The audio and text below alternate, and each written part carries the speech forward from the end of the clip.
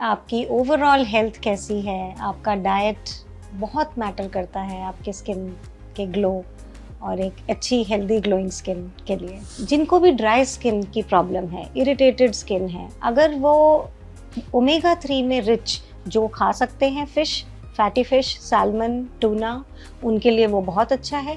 पर अदरवाइज बादाम और अखरोट भी हमें बहुत हेल्प करते हैं। तो ग्रीन टी एंटी एजिंग भी होती है। और एक और अच्छी बात है कि ये हमें धूप की जो अल्ट्रावायलेट किरणें हैं उससे भी अंदर से बचाती है। तो एक मॉडरेट अमाउंट में आप ग्रीन टी भी ले सकते हैं। नमस्कार, सेहतनामा देख रहे सभी दर्शकों का स्वागत। सेहतनामा में आज बात होगी, आप जो खाते हैं उसका आपकी त्वचा पर, आपकी स्किन पर कितना असर होता है, हमें बताएंगी expert dermatologist, skin specialist doctor Kavina Puri. उनसे बात करते हैं। बहुत बहुत स्वागत मैम। Thank you. अक्सर हमें लगता है कि अपनी स्किन पे ये लगा लो, वो लगा लो, ये प्रोडक्ट्स यूज़ कर लो और स्किन अच्छी हो जाएगी, लेकिन डाइट का कितना रोल है हमारी त्वचा खूबसूरत दिखने में? बिल्कुल ठीक कहा आपने कि ज़्यादातर हमें लगता है कि क्रीम, सिरम्स, लोशंस, इनसे ही स्किन पे ग्लो आता है। बट जैसे कहते हैं ना कि the glow is inside out. तो अंदर से आपकी ओवरऑल हेल्थ कैसी है, आपका डाइट बहुत मैटर करता है आपके स्किन के ग्लो और एक अच्छी हेल्दी ग्लोइंग स्किन के लिए। तो यस। अब क्या खाएं कि स्किन जो है वो ग्लो करे? देखिए, स्किन के लिए वैसे तो सबसे इम्पोर्टेंट एक बैलेंस न्यूट्रिशन है। पर हाँ, अगर हम कुछ कैटेगराइज करते हैं कि ठीक है हमें ग्लोइंग स्किन चाहिए, डॉक्टर क्या लें? तो 3 जो मेजर कैटेगरीज़ हैं फूड आइटम्स की जो हमें जिन पे ध्यान देना चाहिए। एक तो हेल्दी फैट्स, क्योंकि फैट्स भी बहुत ज़रूरी हैं स्किन की इलास्टिसिटी और एक शाइन के लिए। हेल्दी प्रोटीन्स और एंटीऑक्सीडेंट्स। तो अगर हम तीनों की एक-एक करके बात करें तो एंटीऑक्सीडेंट्स रिच डाइट होती है। बहुत सारे रंग-बिरंगे फ्रूट्स, अ, बहुत सारी वेजिटेबल्स, अगेन डिफरेंट कलर्स की, नट्स, सीड्स और कुछ हर्ब्स भी होते हैं, है ना? और हमारे इंडिया में तो स्पाइसेस कुछ ऐसे हैं, फॉर एग्जांपल टर्मरिक, है ना? हल्दी। हल्दी। तो ऐसी चीज़ें these are very high antioxidants जो हमारी स्किन को बहुत हेल्प करती हैं। होता क्या है हमारी बॉडी में, हमारे जो बॉडी के फंक्शंस हैं, मेटाबॉलिक प्रोसेसेस हैं, स्ट्रेस है ओवरऑल, इससे बहुत सारे फ्री रेडिकल बनते हैं जिसके कारण हमारी एजिंग भी फास्ट हो जाती है। और इनको कम करने के लिए, इनका जो हमारे सेल्स पे डैमेज होता है उसके लिए एंटीऑक्सीडेंट्स बहुत काम आते हैं। और कुछ अगर आप नाम गिना सके, कुछ ऐसे हाँ, फल या सब्जियां जिसमें हाँ, हाँ। एंटीऑक्सीडेंट्स होते अब हैं? एंटीऑक्सीडेंट्स में जो चीज़ें आती हैं, कॉमन लैंग्वेज में अगर हम कहें तो vitamin C, vitamin E, carotenoids होते हैं जो हमें ऑरेंज कलर के फ्रूट्स और सब्जियों में मिलते हैं। तो अब जैसे जो भी आप प्लैटर बनाते हो, अगर आप रोज़ एक प्लैटर सैलेड का लेते हो, तो यहाँ तक कि आप शिमला मिर्च अगर हरी ले रहे हैं, तो उसके साथ आप लाल और पीली शिमला मिर्च भी लें, बिकॉज़ हर कलर की सब्जी में एक अलग आपको न्यूट्रिएंट मिलेगा। ऐसे ही red grapes, black grapes, green grapes, ये तीनों चाहे अलग हैं, पर इनके फैक्ट सभी में न्यूट्रिशन बहुत अच्छी है। पर रेड ग्रेप्स में रेसवेरेट्रॉल नाम का एक मॉलिक्यूल, एक कंपाउंड ज़्यादा होता है जो स्किन के लिए स्पेशली बहुत अच्छा है।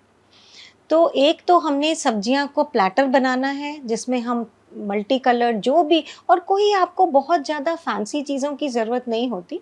ठीक है, आप वो भी ले सकते हो। अगर आप ले सकते हैं तो आप ज़रूर लीजिए ब्लूबेरीज़, क्रैनबेरीज़। पर इंडिया में स्ट्रॉबेरीज़ फ्रीली अवेलेबल हैं, चेरीज़ फ्रीली अवेलेबल हैं।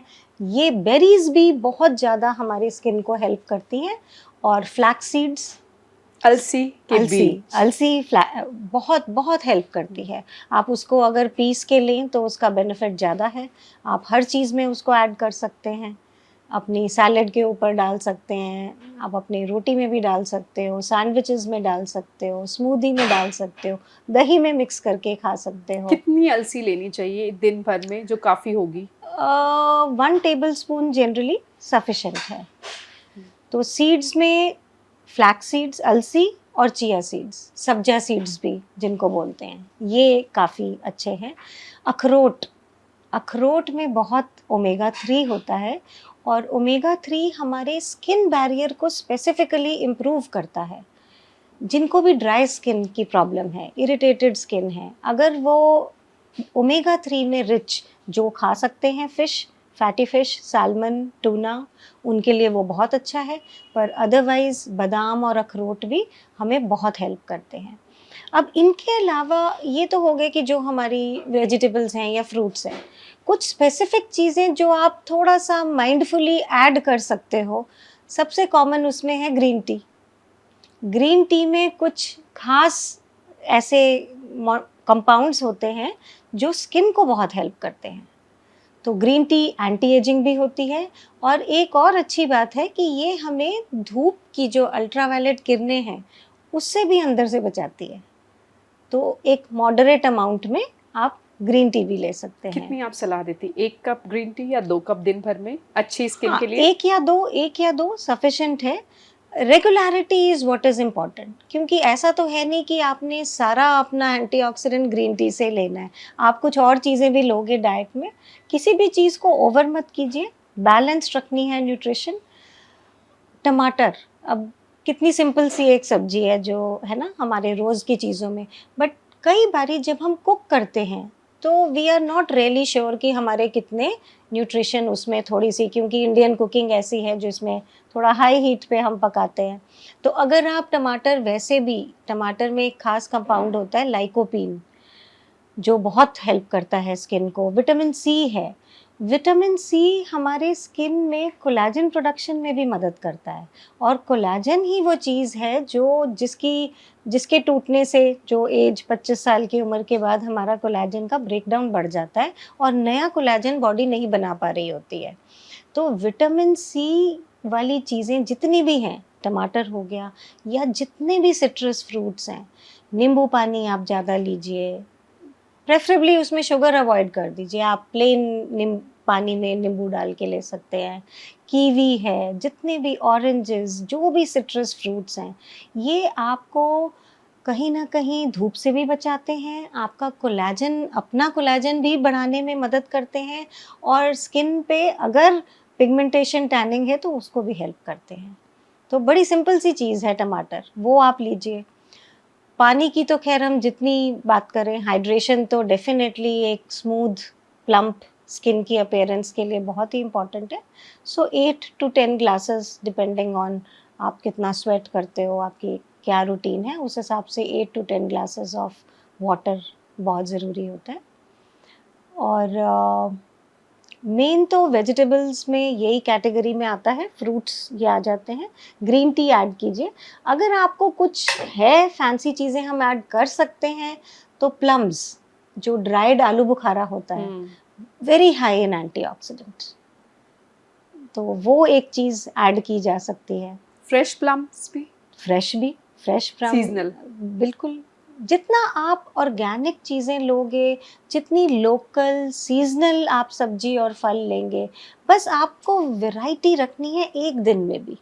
आपने सिर्फ एज अ साइड डिश 2 टुकड़े खीरे के खा लिए तो वो उतना हेल्प नहीं करेगा। क्यूकम्बर, खीरा तो बहुत ही अच्छा है स्किन पे, खाने के लिए भी और इनफैक्ट लगाने के लिए भी। तो खीरा बहुत हमारी हाइड्रेशन इम्प्रूव करता है। कैरेट्स बहुत गाजर? अच्छे हैं, गाजर में कैरोटिनॉइड्स हैं। ये सब हमें अंदर से धूप से भी बचाते हैं, हमारी स्किन की एजिंग को भी थोड़ा सा स्लो करते हैं और जितनी भी हरी पत्ते वाली सब्जियां हैं, ये हमारी बॉडी को कोलेजन बनाने में मदद करती हैं। इसके अलावा एक फूड ग्रुप अगर हम बात करें तो वो है प्रीबायोटिक्स एंड प्रोबायोटिक्स। जब तक आपकी गट हेल्थ ठीक नहीं होगी, अगर आपका डाइजेशन ठीक है, उतना ही ग्लो, उतनी ही बेटर आपकी स्किन क्वालिटी होगी। तो हम लोग तो पिकल्स खाते हैं, pickles are very very good. आप किमची ले सकते हैं, ये एक साइड डिश चाइनीज़ में, कोरियन डिश है, आजकल काफ़ी कॉमनली आपको रेस्टोरेंट्स में भी मिलती है। बेसिकली फर्मेंटेड चीज़ें जो होती है ना, इवन सिंपल दही, दही is a very good probiotic. जो सब्जियां हैं, हरी पत्तेदार सब्जियां, वो प्रीबायोटिक है, मतलब वो हेल्प करती हैं कि जो हमारे गट में अच्छे बैक्टीरिया हैं उनको ज़्यादा ग्रो करने में मदद करती हैं। तो प्रीबायोटिक्स एंड प्रोबायोटिक्स ये भी हमारी स्किन को लंबे टाइम अच्छा रखने में बहुत मदद करते हैं। अब आते हैं, ये तो हो गया कि जिससे स्किन खूबसूरत बनती है, ग्लो करती है। वो खाना जिससे जो स्किन को डैमेज करता है वो भी बताइए। जो हाँ, अवॉइड करना चाहिए, जो हमें बिल्कुल, नहीं खाना है। बिल्कुल ठीक है, क्योंकि जब आप लंबे टाइम एक गलत ईटिंग हैबिट्स अगर आपकी रहेंगी, अगर आपकी डाइट में fried foods, fast food, sugar, हम कुछ फूड ग्रुप्स को हाई ग्लाइसेमिक फूड ग्रुप्स बोलते हैं, जिसमें सारे वाइट कार्बोहाइड्रेट आते हैं। मतलब आपने नॉर्मल आटा या मैदा या आपकी ज़्यादा सफ़ेद चावल, आपकी डाइट ज़्यादातर इन सफ़ेद कार्बोहाइड्रेट्स पे ही डिपेंडेंट है। तो ये जो हाई ग्लाइसेमिक डाइट होती है, ये स्किन के लिए भी डैमेजिंग होती है, आपके हेल्थ के लिए भी और आपकी स्किन के लिए भी, क्योंकि ये इंसुलिन का स्पाइक देती है, जिससे आपके स्किन में भी एजिंग प्रोसेस फास्ट होता है, आपको एक्ने हो सकते हैं, पिंपल्स हो सकते हैं, आपको एक्जिमा, सोराइसिस, ये सारी स्किन की कुछ प्रॉब्लम्स हैं जो एक गलत डाइट लेने से या फिर अगर आपकी डाइट अच्छी नहीं है उससे भी बढ़ जाते हैं। कभी कभी अगर, क्योंकि फास्ट फूड का जो ट्रेंड चल रहा है, हम देख रहे हैं सारे फास्ट फूड आउटलेट्स जो है भरे हुए होते हैं, समझ ही नहीं आ रहा है लोगों को कि नुकसान पता है, पर फिर भी वो अट्रैक्ट करते हैं और आप उनसे दूर नहीं रह पाते। तो कभी 15 दिन या महीने में एक बार, बिल्कुल, बिल्कुल। है ना? See once in a while में कोई प्रॉब्लम नहीं है। प्रॉब्लम तब आती है जब कई बारी कुछ बच्चे पीजीज़ में रहते हैं, हॉस्टल्स में रहते हैं, वर्क शेड्यूल्स लोगों के ऐसे जॉब्स हैं जिसमें वो अपना डाइट नहीं प्लान कर पाते और फाइनली वो सब कुछ एक मील तो कई बार बाहर से ही मँगा के खा रहे होते हैं बिकॉज़ उनके पास उतना टाइम नहीं है। तब थोड़ी प्रॉब्लम होती है। देखिए, जो ऑयल्स भी यूज़ होते हैं ना, कई बारी हम सोचते हैं कि मैंने तो रोटी सब्जी ही मंगाई है, ये तो ठीक है। बट इवन ऑयल का भी बहुत फ़र्क पड़ता है। आज हम ग्लोइंग स्किन की बात कर रहे हैं, हेल्दी स्किन की डाइट के लिए, तो हम ये भी थोड़ा ऑयल की इम्पोर्टेंस भी समझ सकते हैं। जितने ज़्यादा कोल्ड प्रेस्ड ऑयल्स, आप बाहर गए हो, आपने जो भी खा लिया कोई बात नहीं, पर घर में आप कोशिश कर सकते हो, अपनी पैंट्री में, अपने घर में आप ऐसी ही चीज़ें रखिए। कोल्ड प्रेस्ड जो ऑयल्स होते हैं, मतलब कि जिनको ज़्यादा प्रोसेस करके नहीं निकाला जाता, वो आपकी हेल्थ और आपकी स्किन के लिए बहुत अच्छे होते हैं। रिफाइंड ऑयल बिल्कुल नहीं यूज़ करना। जितना कम हो सके, जितना कम हो सके उतना करें। आप देखिए, आप इंडिया में तो cold pressed virgin coconut oil, ये भी फ्रीली अवेलेबल है। सरसों का तेल है। सरसों का तेल, आप कोल्ड प्रेस्ड ऑलिव ऑयल भी रख सकते हो अपनी सैलड्स या उनके लिए, और सेसमे, तिल का तेल कोल्ड प्रेस्ड। तो इन सब चीज़ों से लॉन्ग रन में सिर्फ आपकी स्किन ही नहीं, आपकी ओवरऑल हेल्थ और वेलबींग में भी बहुत फ़र्क पड़ता है। सप्लीमेंट्स का कितना रोल होता है आपकी अच्छी स्किन के लिए? देखिए, सप्लीमेंटेशन डाइट को रिप्लेस नहीं रिप्लेस नहीं कर सकती, पहली बात।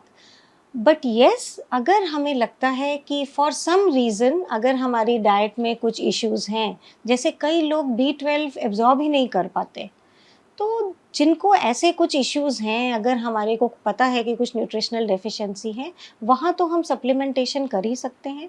सप्लीमेंटेशन हमेशा डॉक्टर की मॉनिटरिंग में करें, क्योंकि कई बारी जो आप ये over the counter hair fall के लिए या इन जनरल भी आप चीज़ें लेते हो, उनकी भी ओवर टॉक्सिसिटी हो सकती है अगर आप लंबे टाइम बिना मॉनिटरिंग के आप खाते रहते हैं।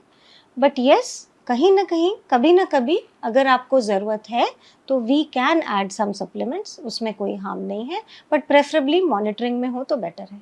कभी कभी अब जो वक्त चल रहा है, क्रेविंग हो जाती है, कभी कभी मीठा खाने का भी दिल करता है ना? बिल्कुल, और बिल्कुल। फास्ट फूड तो अट्रैक्ट करते, चलिए आप हफ्ते में Once in a 3 bar while, मत खाइए, हाँ, बिल्कुल भी नहीं, हाँ, बट आप महीने में कभी एक बार। वीकेंड में कभी आप ले सकते हो, ऐसी कोई बात नहीं है। तो कभी कभी शुगरी चीज़ें भी खाने का दिल करता है, उस वक्त वो उसको कैसे सब्स्टिट्यूट कर सकते हैं? देखिए, रिफाइंड शुगर अगर आप अवॉइड कर सकते हो, अगर आप गुड़ से, डेट्स से अपनी चीज़ों को बना सकते हैं। आजकल तो काफ़ी लोग ना, अब छोटे बिज़नेसेस, स्मॉल स्केल बिज़नेसेस भी हैं, जहाँ पर आप केक्स बनवा सकते हो होल व्हीट आटे के, विद मीठा करते हैं वो लोग डेट्स के साथ, गुड़ के साथ, तो ये चीज़ें हेल्दी हैं। चॉकलेट भी आप ले सकते हो। इनफैक्ट जहाँ हम स्किन की ही बात कर रहे हैं, तो डार्क चॉकलेट तो स्किन के लिए अच्छा होता है। बस आप नॉर्मल चॉकलेट के बदले प्रेफरेबली डार्क चॉकलेट, जिसमें 60 टू 70% एटलीस्ट कोको होना चाहिए, वो तो आपकी स्किन के लिए बहुत अच्छा है, आपकी ब्रेन हेल्थ के लिए भी अच्छा है। उसमें फ्लेवोनॉइड्स होते हैं और वो एंटी एजिंग भी है, आपके मूड को भी अच्छा करेगा। तो ऐसा नहीं है कि हम ये चीज़ें मना करते हैं, बट मे बी हम अपनी चीज़ों को थोड़ी हेल्दियर चीज़ों से स्वैप कर सकते हैं।